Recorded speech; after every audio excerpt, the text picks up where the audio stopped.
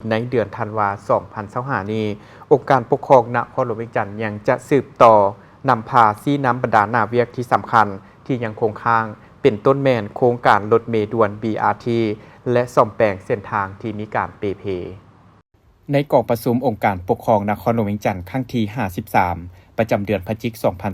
2025 ได้มีการรายงานเกี่ยวกับแผนการประจำเดือนธันวาคมนี้ขององค์การปกครองนครหลวงเวียงจันทน์ในระยะนี้จะได้สืบต่อนำพาซี่น้ำบรรดาเวียกงานสำคัญที่ยังคงค้างประกอบมีสืบต่อแก้ไขปัญหาข้อยุ่งยากคงค้างของโครงการรถเมล์ด่วน BRT ในการจัดตั้งปฏิบัติให้สามารถดำเนินได้ตามแผนและมีผลสำเร็จโดยไวสืบต่อค้นคว้าร่วมกับกระทรวงโยธาธิการและขนส่งโครงการปรับปรุงเส้นทางเล็งตาบขุมที่เกิดขึ้นตามเส้นทางสายหลักและทางหอมที่เปเพสืบต่อเวียกงานจัดสรรความบ่เป็นระเบียบเรียบร้อยตามเส้นทางภายในขอบเขตนครหลวงเวียงจันทน์เป็นปกติและให้ต่อเนื่องโดยเน้นหนักใส่4ตัวเมืองเป็นหลักสืบต่อประสานสมทบกับห้องการวัฒนธรรมและการท่องเที่ยว9ตัวเมืองในการประเมินผลคืนครอบครัวและบ้านวัฒนธรรมติดพันกับบ้านวัฒนธรรมแบบอย่างให้สำเร็จตามแผนการวางไว้สืบต่อเก็บกำข้อมูลเสนอเอาวัดโพนไซ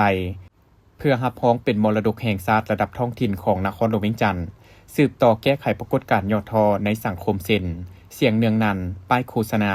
การจัดกิจกรรมต่างๆอยู่นครหลวงเวียงจันทน์สืบต่อประสานสมทบกับบรรดาหัวหน่วยแห่งงานเพื่อจัดหาเวียกเฮ็ดงานทำให้แก่ผู้ต้องการเฮ็ดเวียก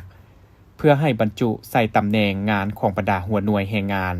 สืบต่อออกใบอนุญาตนำเข้าแห่งงานต่างประเทศของบรรดาหัวหน่วยแห่งงานในนครหลวงเวียงจันทน์สืบต่อลงสุกยู่บรรดาห้องการแห่งงาน9ตัวเมือง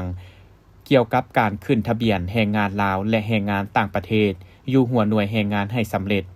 สืบต่อเก็บกำข้อมูลและติดตามสภาพภัยพิบัติที่อาจจะเกิดขึ้นและวางแผนตอบโต้ภัยพิบัติในแต่ละขั้นสืบต่อประสานสมทบกับภาคส่วนที่เกี่ยวข้องเพื่อนำส่งคนขอทานที่ยังตกค้างกลับคืนสู่ท้องถิ่นเดิม